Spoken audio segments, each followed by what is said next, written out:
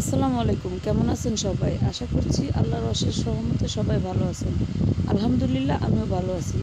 চলে এসেছি ভীষণ মজাদার বাঙালি আরও একটি রেসিপি নিয়ে। আজকের আমার রেসিপির নাম হচ্ছে চিংড়ি মাছের মালাইকারি। তো চলুন রেসিপিটা শুরু করা যাক। এখানে আমি বেশ কিছু চিংড়ি মাছ নিয়েছি। এগুলো এখন ভালোভাবে কেটে পরিষ্কার করে নেব। মাছগুলো কাটার সময় আপনারা একটু খেয়াল করবেন, মাথার ভিতরে একটা ময়লার থলি থাকে।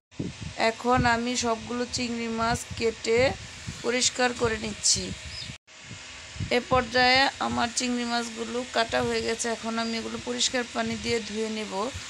মাছগুলো আমি ধুয়ে নিয়েছি। এখন এই মাছগুলোকে সামান্য লবণ, হলুদ আর মরিচের গুঁড়া দিয়ে মাখিয়ে রেখে দেব। মশলা মাখানোর অংশটাই স্কিপ হয়ে গেছে, তাই আপনাদের দেখাতে পারলাম না। নারকেলের দুধ বানানোর জন্য আমি নারকেলকে ব্লেন্ডার করে নিয়েছি এবং ব্লেন্ডার করা নারকেলগুলো আমি একটি ছাঁকনির সাহায্যে সেঁকে নারকেলের দুধটা আলাদা করে নিয়েছি। মশলা মাখানো চিংড়ি মাছগুলো একটি প্যানে তেল গরম হলে সামান্য ভেজে নিব। বেশি ভাজলে চিংড়ি মাছগুলো রাবারি হয়ে যাবে, তখন খেতে ভালো লাগবে না। মাছগুলো উঠিয়ে রেখে দিয়ে ওই তেলেই ফোড়নের জন্য দিয়ে দিব কয়েকটি তেজপাতা এবং কয়েকটি এলাচ। এগুলো কিছু সময় ভাজা হলে এর ভিতরে দিয়ে দিব পেঁয়াজের পেস্ট দিয়ে আরও কিছু সময় নেড়েচেড়ে ভেজে নেব।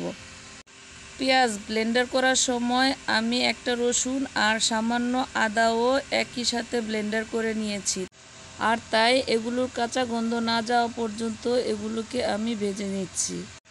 এগুলো কিছু সময় ভাজা হলে এতে দিয়ে দিব 1 চামচ মরিচের গুঁড়া, 1/2 চামচ হলুদের গুঁড়ো, 1 চামচ ধনিয়া গুঁড়ো আর দিয়ে দিব সামান্য লবণ।